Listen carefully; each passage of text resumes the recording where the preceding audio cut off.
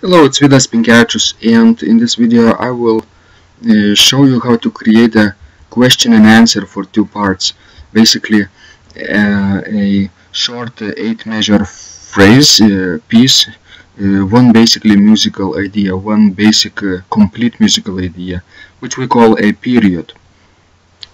Question is four measure sentence, and an answer is basically a repetition of the same question with another ending, with another cadence. Okay, so the first step is to choose the key. How about G major for today? 1 sharp right here. And now let's choose a meter.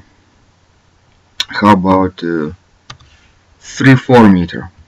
Okay, 3/4 meter.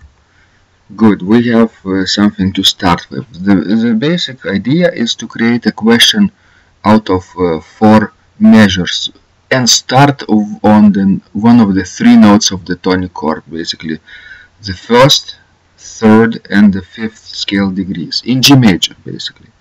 So we can start on the note G, B or D, and we have to use the rhythms that are suitable for this basically meter, for 3/4 meter. Obviously we'll want to use quarter notes, 8 notes, perhaps dotted quarter notes, like that. Even half notes are possible to do, sometimes even passing 16 notes, right? And the main idea is to finish the question and the answer too with the longer note, with the value that is longer. Maybe half note, or in this meter maybe the dotted half note. Okay, that is the main starting point. So let's start on the 1st scale degree and finish not on the tonic scale, not on the tonic note, but on the dominant note, basically one of the 3 notes of the dominant chord, and the dominant starts from the 5th scale degree. So the notes would be 5th scale degree, 7th scale degree, or the 2nd scale degree, D, F sharp or A. And we can start on G, B or D. Alright, let's start with G because it's very obvious choice. Oh well, let's start now with some rhythms. Let's start with some rhythms. The ending of the question will be in this measure, and we also need to create 3 more measures, 3 more exact measures.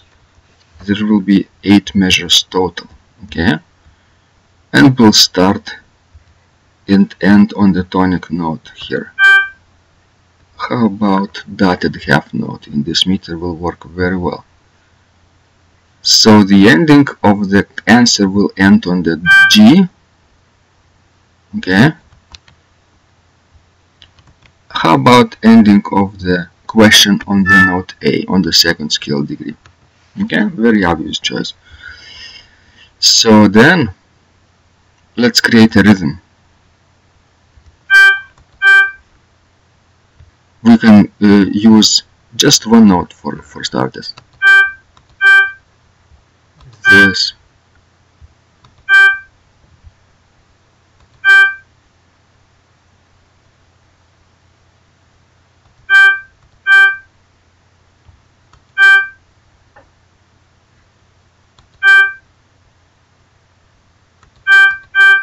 Like that. Okay, that would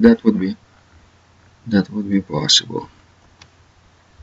And we can also copy and paste the rhythms only on the 1 pitch in the answer too. Question is from measure 1. Let's add something here.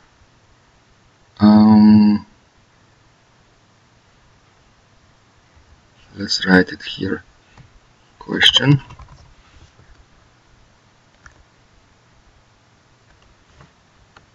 Okay, and here will be the answer. Good. So now let's create a melody. In order to create a melody, we have to find the highest and the lowest points, the culmination basically, and the lowest point, in order to create a nice arc. Basically, the highest note might be here, or even here, anywhere. You can start with the highest pitch, and then descend, and then ascend again. It depends on your choice. The classical example is to have the highest note right here, somewhere in the third measure. Okay, in the third quarter of the phrase. Good, of the sentence. Now let's create something interesting. The melody can consist of stepwise intervals or jumps or skips, right? I like right now the stepwise melody.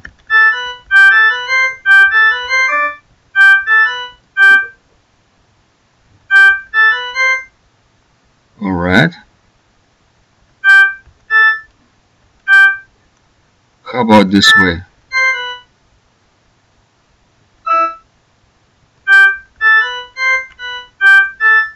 Like that. Let's play it for you. Let's play it for you, and we'll discover something interesting.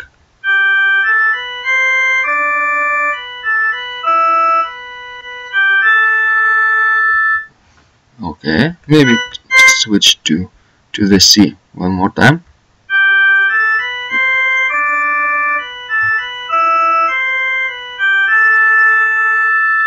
Okay, that's our question. I think it's good enough for starters, and the answer might be the same beginning but ending different. Okay, G, A, B, C, D, B,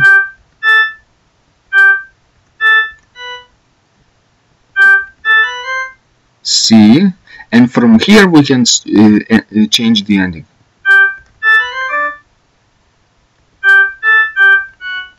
Like that.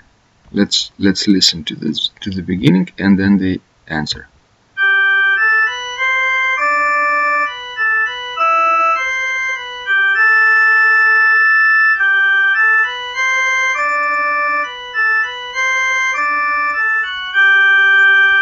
Okay, what did you notice? I noticed a number of things.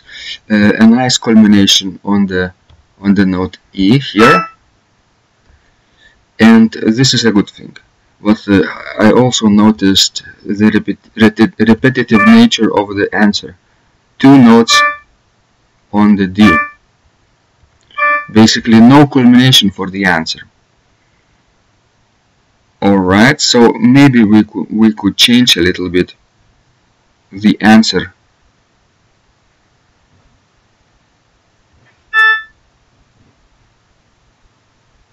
by moving everything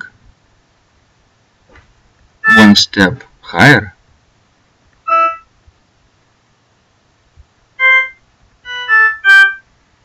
Like that.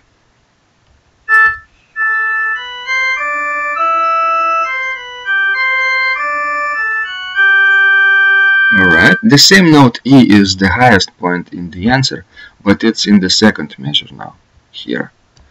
Let's listen everything from the start.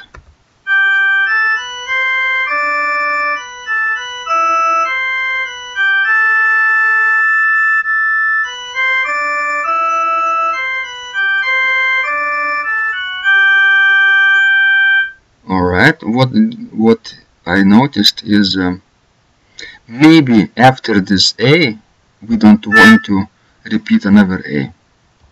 Maybe let's start with G too. One more time.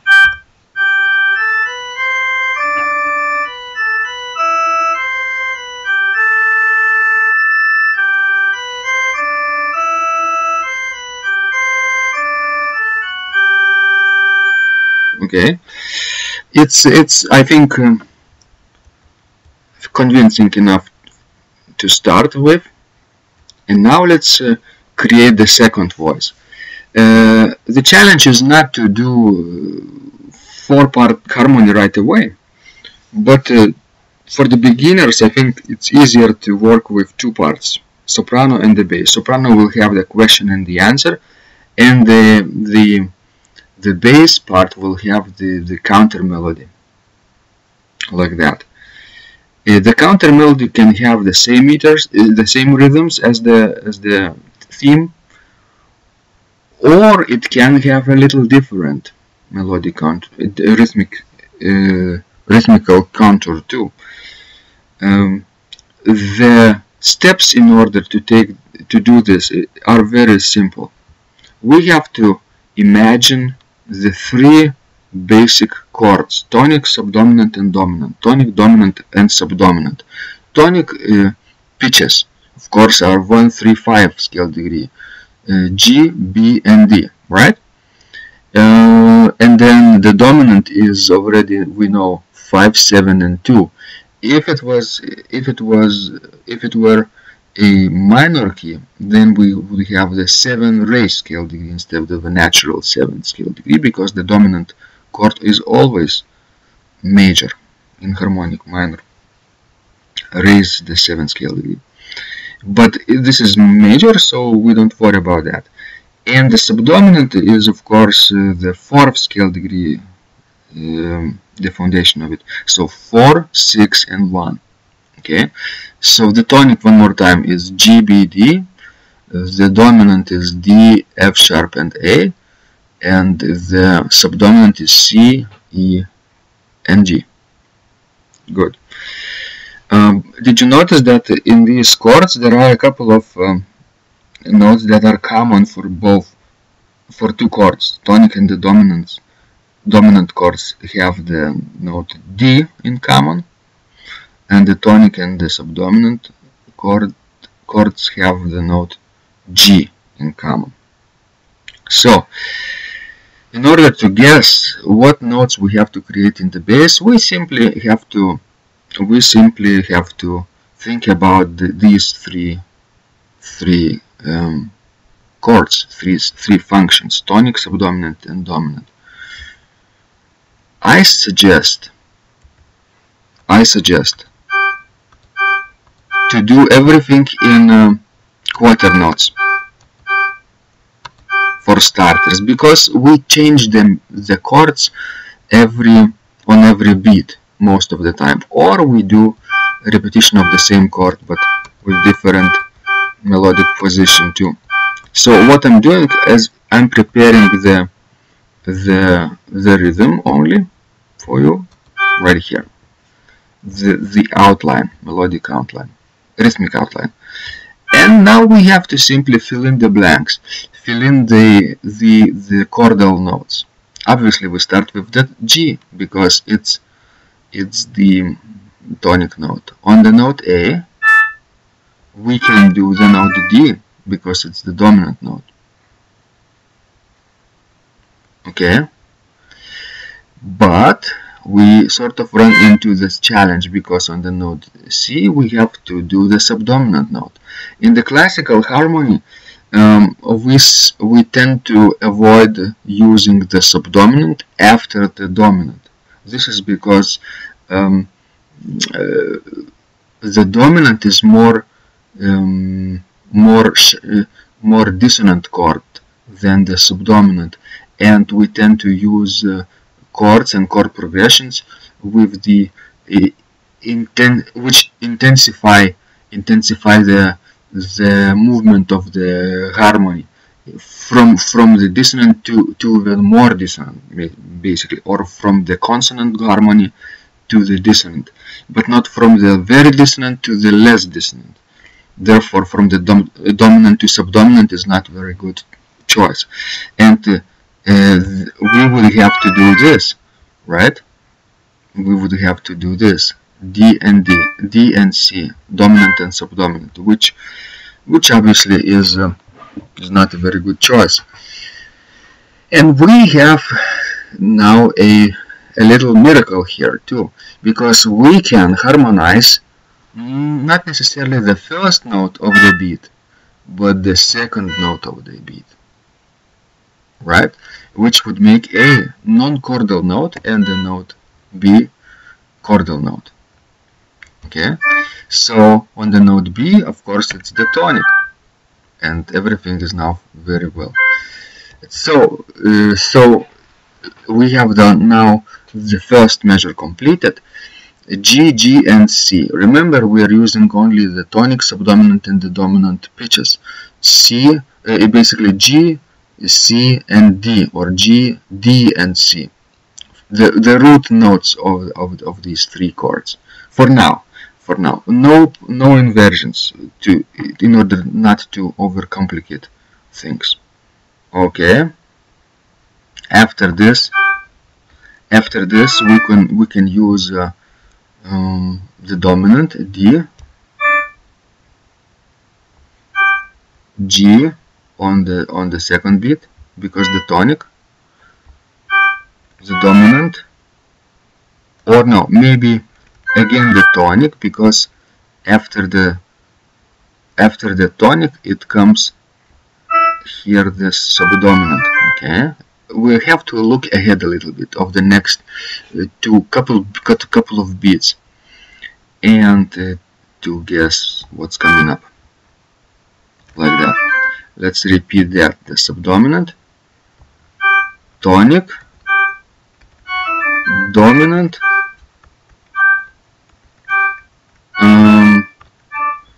and dominant again. Good. Let's listen to the question in two parts.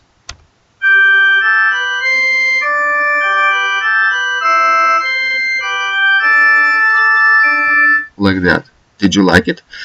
It has mistakes, a few things to fix, but it's a start. It's our skeleton. Okay. So let's start the answer. G on the tonic, and then we can use a subdominant, tonic here, subdominant, okay, again subdominant, tonic. Here on the third measure we can use subdominant, dominant, and the dominant again, and the tonic. Alright, so here we go. Let's listen to it again.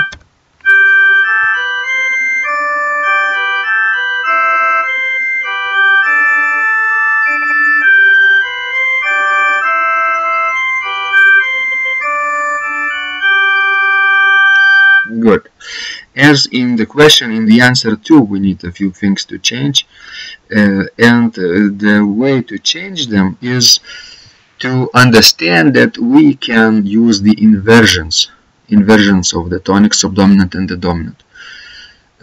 6 chord and the 6/4 chord, basically any of the tonic pitches, in order to avoid repetitiveness and unnecessary skips, and to move to make the bass melody more melodically pleasing, basically more in a singing manner, less skips, more steps. Okay, let's think. Instead of the tonic, this would work. Tonic, tonic. Here, if the melody goes up, we could do going downward to the subdominant 6 chord here.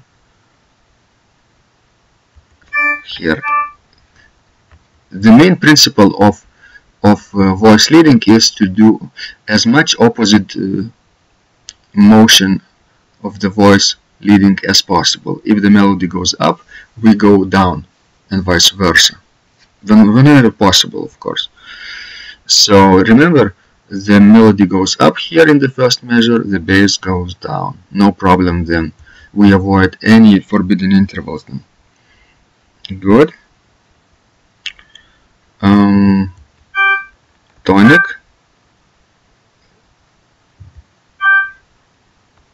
Tonic.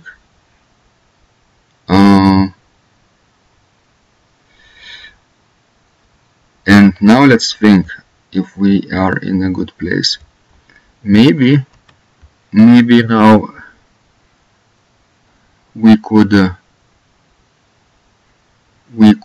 repeat the note here, because this jump is sort of illogical. Subdominant. Let's change to subdominant 6 chord. Tonic. Dominant 6 chord. And dominant note, yes, in the inversion. Good. Answer. Tonic. Maybe let's do the 6th chord of the subdominant here. Then maybe let's do the tonic 6th chord. Subdominant 6th chord. We make the bass line more smoother. Okay. And now this way.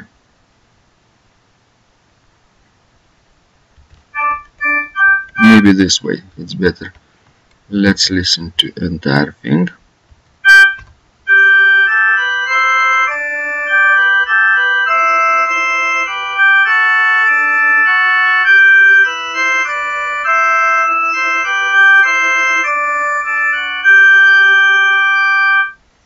I think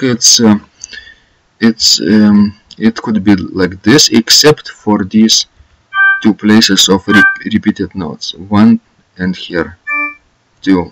We have to figure out what to do here. On the second beat of the second measure, we have the tonic chord with the melody in the soprano as the 3rd scale degree, and here is repeated note. We can use now, of course, a different chord. Instead of the tonic chord, we can use the 6th scale degree chord, which also has the tonic function with the 6th scale in the bass. It will be a little better. And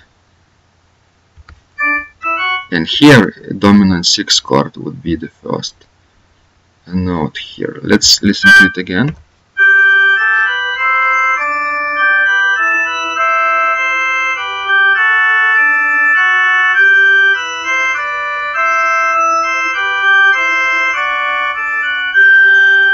Like that. I still don't like this jump up because it's very high. Maybe like do like this.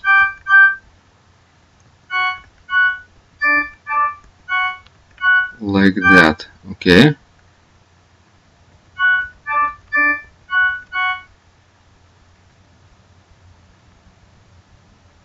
Alright, so one more time.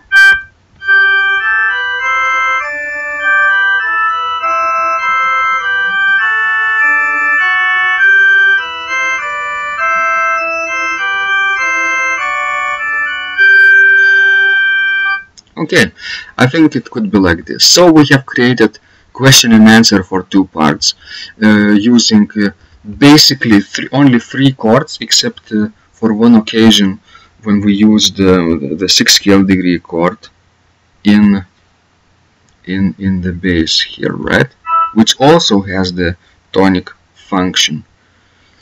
Okay, so you can do the same in your creative process, creative compositions, creating questions and answer in the desired keys, desired meters, and using the rhythms that are suitable for that meter. Okay, always starting with the tonic note and ending on the dominant note, the question, and starting the answer on the same note, repeating basically the answer as the question, but ending on the tonic note. So good luck in your creative adventures, and I'll see you again next time. Bye bye.